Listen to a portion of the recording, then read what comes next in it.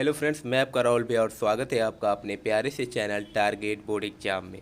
तो दोस्तों, आज की इस वीडियो में हम लोग बोर्ड एग्ज़ाम 2023 से 2024 के लिए मैथ का मॉडल पेपर देखने वाले हैं। ठीक है, जो यूपी बोर्ड ने अपने ऑफिशियल वेबसाइट पर अपलोड कर दिया है। हर सब्जेक्ट का मैंने आप लोगों को साइंस का, हिंदी का मॉडल पेपर दिखा दिया है। अगर आपने अभी तक उस वीडियो को नहीं देखे हैं तो लिंक डिस्क्रिप्शन में मिल जाएगा। आप जा करके उन सभी सब्जेक्ट का भी मॉडल पेपर देख लीजिएगा। अब मॉडल पेपर क्या होता है? मॉडल पेपर में आपको अपने पेपर का पैटर्न पता चल जाएगा और कौन कौन से क्वेश्चंस इंपॉर्टेंट हैं, किस चैप्टर से कितने अंक के क्वेश्चन पूछे जा सकते हैं, ये सब आपको मॉडल पेपर में देखने को मिलेगा। ठीक है, तो चलिए देख लेते हैं कि आखिर मैथ में कैसे प्रश्न पूछे जाते हैं, पैटर्न क्या रहने वाला है, कौन सा प्रश्न कितने अंक का पूछा जाएगा। तो समय 3 घंटे 15 मिनट ही आपको दिए जाएंगे, जिसमें 15 मिनट क्या होता है, आपको पेपर को पढ़ने के लिए निर्धारित होता है। पूर्णांक आपका 70 मार्क्स ही रहने वाला है। ठीक है, सामान्य निर्देश, यही जो निर्देश दिए गए हैं 15 मिनट इन्हीं को पढ़ना है। तो सबसे पहले इसमें जितने भी निर्देश दिए गए हैं सभी को अच्छे से पढ़ लीजिएगा, तब जा कर के पेपर आप लिखना शुरू कीजिएगा। ठीक है, तो आगे बढ़ते हैं। सबसे पहला आएगा खंड अ, जिसमें बहुविकल्पीय प्रश्न होगा और 20 नंबर के 20 बहुविकल्पीय प्रश्न पूछे जाएंगे। ठीक है, एक बहुविकल्पीय प्रश्न 1 अंक का होगा। यही देखिए जो पैटर्न में चेंज हुआ है, सबसे बड़ा बदलाव यहीं पर हुआ है। क्या होने जा रहा है, अब आपके पेपर में 20 नंबर का ऑब्जेक्टिव क्वेश्चंस होंगे। ठीक है, मल्टीपल चॉइस क्वेश्चंस।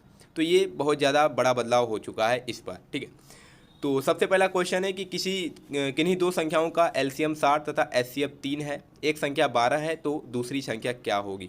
इस वीडियो में मैं आप लोगों को केवल पेपर दिखाऊंगा। ठीक है, अगर आप लोग कहते हैं तो अगले वीडियो में मैं इसका सॉल्यूशन भी आप लोगों को प्रोवाइड करा दूंगा। अगला प्रश्न है, एक शून्येतर परिमेय संख्या और एक अपरिमेय संख्या का गुणनफल कितना होता है।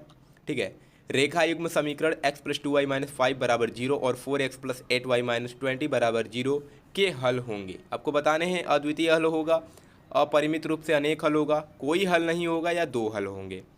वह सबसे बड़ी संख्या जिससे 70 और 125 को विभाजित करने पर क्रमशः शेषफल 5 और 8 प्राप्त हो। ठीक है, देखिए क्वेश्चन बहुत ज़्यादा कठिन नहीं है, एमसीक्यू क्वेश्चन है, ज़्यादा कठिन नहीं देगा। 1 नंबर का प्रश्न है, कम से कम ऐसा प्रश्न देगा कि 1 से 2 मिनट में क्वेश्चन आपका सॉल्व हो जाए। ठीक है, तो अगर आप पढ़े हैं अच्छे से, अगर हर चैप्टर को अच्छे से पढ़े हैं तो क्वेश्चन आपको डिफ़िकल्ट नहीं लगने वाला है। अगर आप कुछ भी नहीं पढ़े हैं या थोड़ा बहुत पढ़े हैं तो आपको डिफ़िकल्ट लग सकता है, वो आपके ऊपर डिपेंड करता है। ठीक है, हर विद्यार्थी के लिए जो क्वेश्चन का लेवल होता है वो अलग अलग होता है। जो जैसा पढ़ा होगा उसके हिसाब से उसको क्वेश्चन वैसा दिखेगा, वैसा लगेगा। ठीक है, 3 के प्रथम 5 गुणजों का योग है। आप 20 क्वेश्चन को सॉल्व कीजिएगा और आपको देखना है कि आप कितने प्रश्न सही कर पा रहे हैं और आपको कमेंट बॉक्स में भी बताना है। 6 नंबर क्वेश्चन है कि द्विघात समीकरण 2x² - 4x + 3 बराबर 0 के बारे में निम्न कथनों पर विचार कीजिए।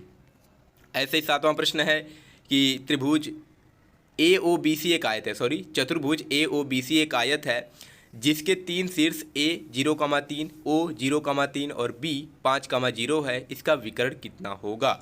यदि समीकरण x² + kx - 5/4 बराबर 0 का एक मूल 1/2 है तो k का मान बताइए।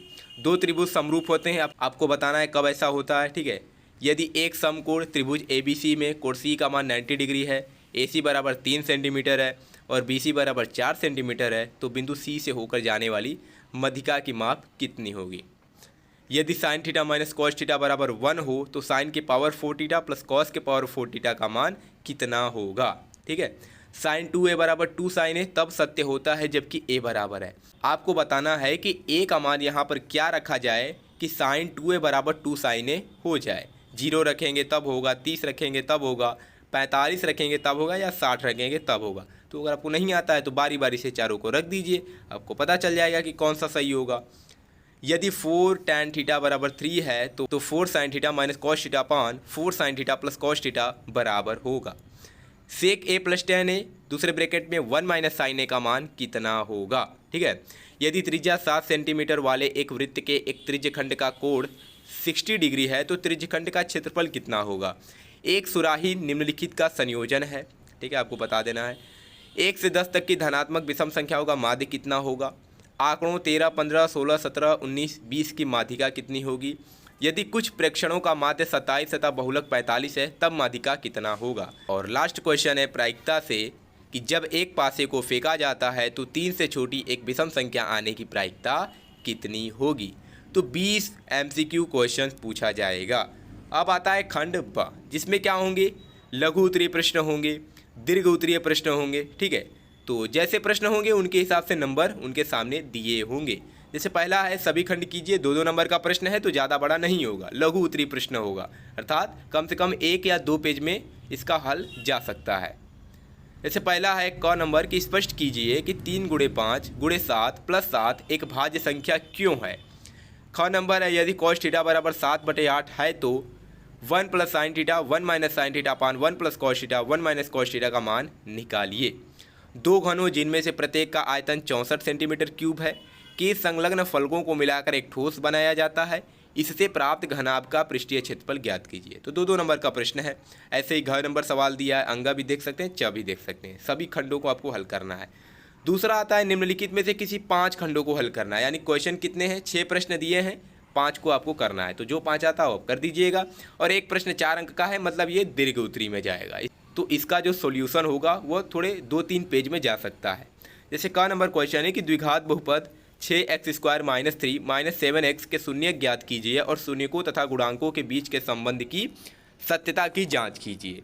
दो संख्याओं के वर्गों का अंतर 180 है, छोटी संख्या का वर्ग बड़ी संख्या का 8 गुना है, दोनों संख्याएं ज्ञात कीजिए।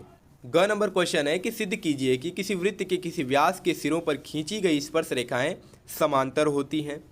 सिद्ध कीजिए कि किसी बाह्य बिंदु से किसी वृत्त पर खींची गई स्पर्श रेखाओं के बीच का कोण स्पर्श बिंदुओं को मिलाने वाले रेखाखंड द्वारा केंद्र पर अंतरित कोण का संपूरक होता है। तो ऐसे ही 6 प्रश्न दिया गया है, आपको 5 ही करने हैं। अब आता है तीसरा प्रश्न जो 6 अंक का है, ये उससे भी बढ़ा जाएगा। ठीक है, ये 3 से 4 पेज में जा सकता है। 2 अंकों की एक संख्या एवं उसके अंकों को उलटने पर बनी संख्या का योग 66 है। यदि संख्या के अंकों का अंतर 2 हो तो संख्या ज्ञात कीजिए, ऐसी संख्याएं कितनी है।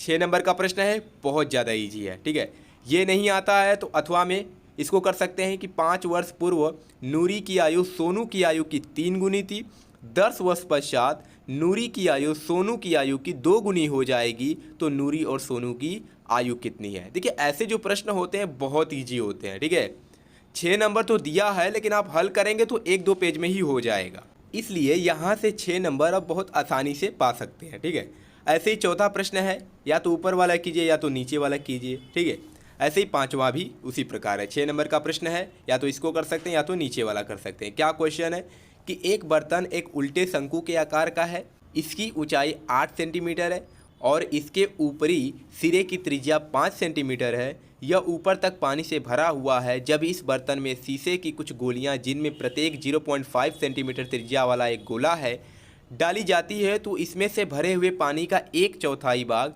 बाहर निकल जाता है। बर्तन में डाली गई शीशे की गोलियों की संख्या ज्ञात कीजिए।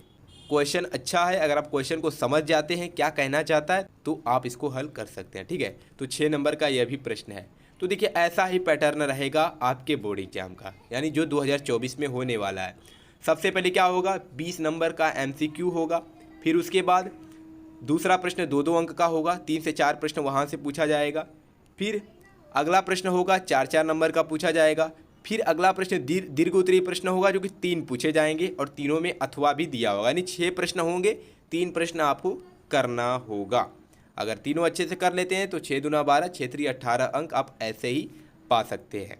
ठीक है, तो यही पैटर्न है। अगले वीडियो में मैं इसका सॉल्यूशन भी आपको प्रोवाइड करा दूंगा, लेकिन उससे पहले आपको 20 जो MCQ दिया है आपको अपने से लगाना है और कमेंट बॉक्स में बताना है कि आप कितने क्वेश्चन कर पा रहे हैं इस समय, क्योंकि पेपर देखिए नज़दीक आ चुका है। 2 महीने और बचे हुए हैं, नवंबर और दिसंबर। जनवरी में आपको केवल रिवीजन करना है, 2 महीने केवल आपके पास पढ़ने के लिए है। इसलिए अगर आप पढ़ाई आपकी अगर धीमी चल रही है तो थोड़ा सा रफ्तार बढ़ा दीजिए, और अगर जो विद्यार्थी अभी पढ़ना ही शुरू नहीं किए हैं तो अब अगर वो लोग देर करते हैं तो उन्हें पछताना पड़ेगा। ठीक है, अब आगे वो लोग कुछ भी नहीं कर पाएंगे। अगर इस समय वो लोग अपने रफ्तार को बढ़ाते हैं तो ज़रूर ही कुछ अच्छा ही करेंगे। ठीक है, तो पढ़ना शुरू कीजिए और इसका सॉल्यूशन बताइए क्या होगा।